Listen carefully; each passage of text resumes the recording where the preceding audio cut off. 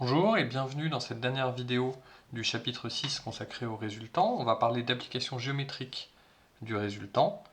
Et une première application, c'est de rechercher une équation cartésienne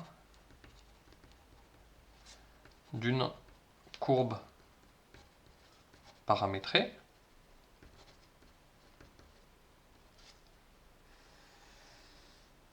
Alors on va juste donner un exemple.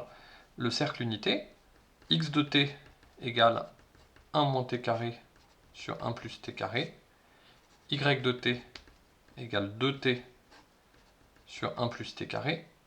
Si le paramètre t est réel, on paramètre ainsi le cercle unité. On va voir qu'il manque en fait un point dans le cercle. Mais, a priori, je vais prendre un t complexe, donc là je dessine juste l'aspect réel des choses, c'est-à-dire les points obtenus en prenant le paramètre t réel. Donc on note C l'ensemble des points de la forme x de t, y de t, donc l'ensemble des points obtenus de cette façon-là avec un t complexe, et on cherche une équation cartésienne de C. Autrement dit, on se donne x et y un couple de nombres complexes, et on cherche à quelles conditions le couple xy appartient à C. C'est à la condition qu'il existe un nombre complexe t, tel que x de t égale cette quantité, y de t égale celle-ci, c'est-à-dire 1 plus t carré x égale 1 moins t carré, et 1 plus t carré y égale 2t. Alors, pour être précis, on peut dire qu'on prend le paramètre t dans C privé de i et de moins i, parce que sinon ça annule le dénominateur, et ici, C, on peut aussi prendre C privé de plus ou moins i, mais on peut prendre C tout court, parce qu'en fait, si on remplace t par plus ou moins i, ça ne marche pas dans l'équation, quel que soit le x et le y. Et en fait, on peut poser p xy de t, le polynôme x plus 1 t carré plus x moins 1, et q xy de t, le polynôme yt carré moins 2t plus y, et avec ces choix de polynômes, ces propriétés, il suffit de tout mettre dans le même membre, signifient que pxy et qxy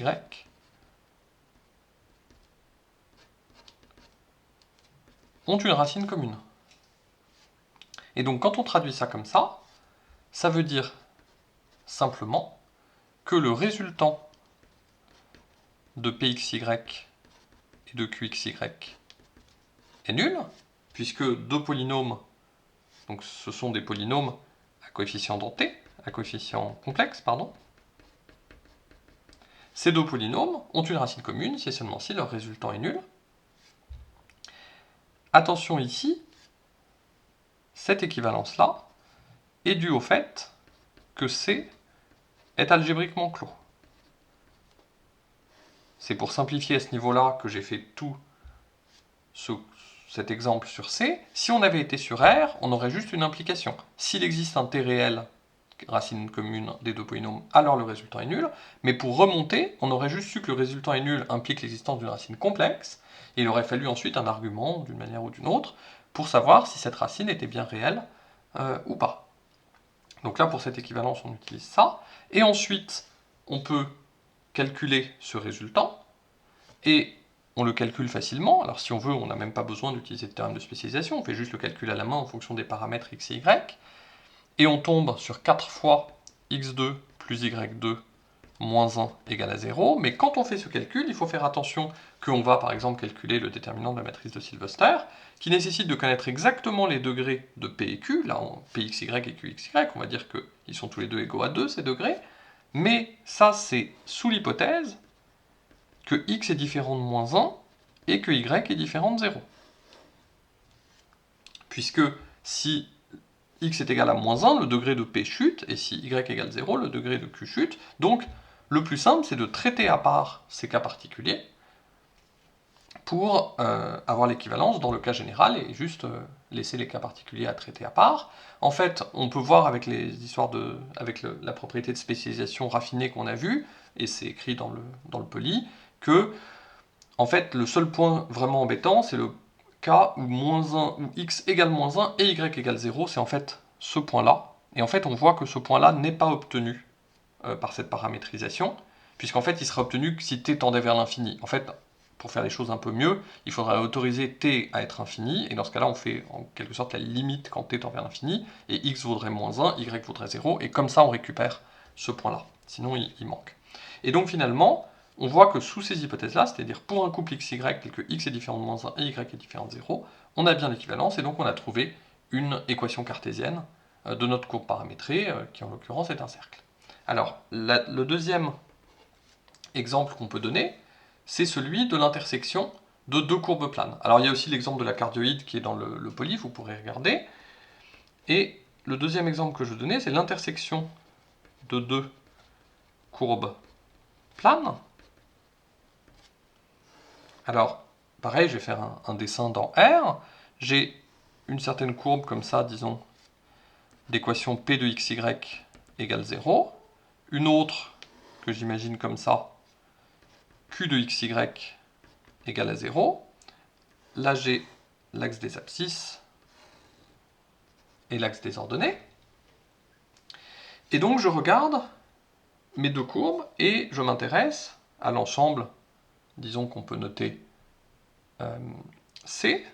L'ensemble des couples xy, à nouveau, je vais les prendre complexes, tels que P de xy égale 0 et Q de xy égale à 0. Donc avec deux polynômes P et Q à deux variables, donc avec P et Q, deux polynômes, disons à coefficient complexe, en deux variables, fixées. Donc j'imagine que la situation est celle-ci. Et je regarde comment étudier cela. Et en fait, pour étudier cet ensemble C, ce qu'on fait en général, c'est une projection. Et notamment, on projette les points d'intersection.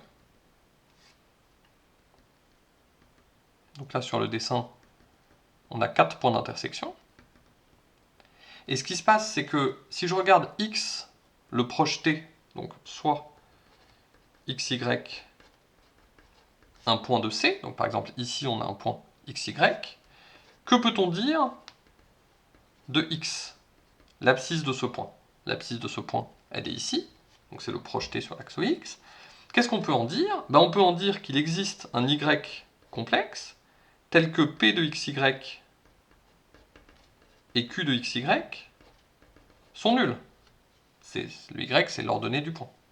Et donc, qu'est-ce que ça veut dire? Ça veut dire que les polynômes p de petit x et de grand y, et q de x et grand y, ont une racine commune.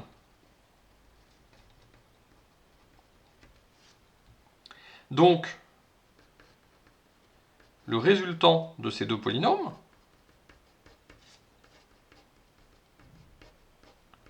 est nul. Et d'ailleurs, ceci est une équivalence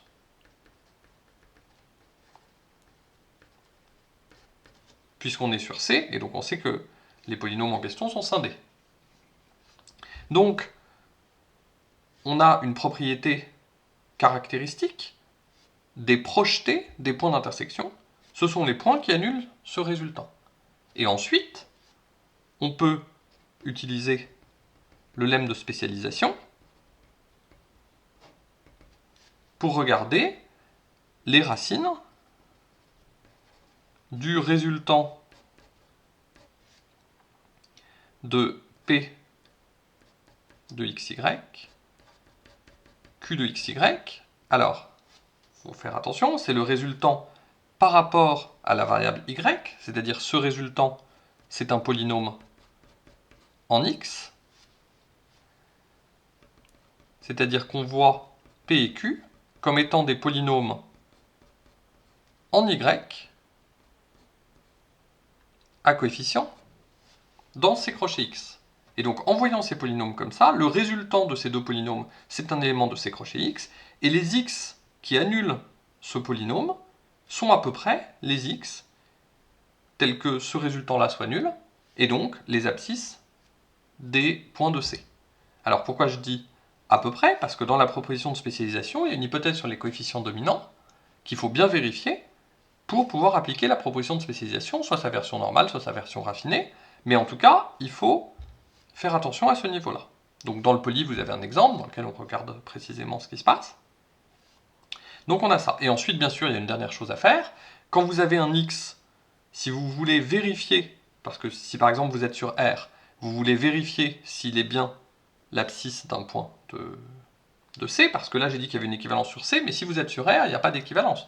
Donc si vous êtes sur R, ce que vous allez faire, c'est dire je regarde les racines de ce polynôme-là, et pour chacune de ces racines, je regarde s'il existe des y qui sont racines communes de ces deux polynômes. Mais une fois que vous avez qu'un nombre fini de x à considérer, pour chaque x, vous n'avez qu'à regarder s'il y a des racines communes, et vous trouvez comme ça les points de C. Donc là, c'est juste une stratégie que je vous propose. En tout cas, elle permet, étant donné deux courbes planes comme ça, de déterminer les nombres, enfin l'ensemble fini formé par l'intersection de ces deux courbes, si bien sûr cet ensemble est fini.